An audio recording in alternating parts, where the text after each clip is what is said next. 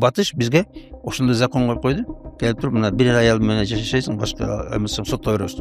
Анан мусулман киши зына кыла албайт да, барып ойнош кете албайт, же зынага бара албайт. Анан аппаратыбыз сынат. Анткени жанагындай, мисалы мына аял боюнда болгондо, аял төрөгөндө, хайыз көргөндө, ошондо көп убакка чейин эркек киши жолой албайт. Ошол жерден жана аппаратыбыз акырын бузулуп баратат. Анан жана импотенцияга да келип атты.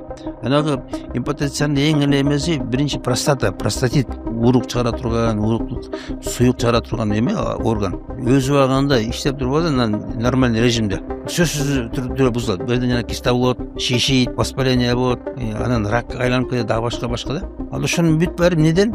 Ошонун баары биздин эмебиз, биздин жашоо образыбызда тура эмес бул.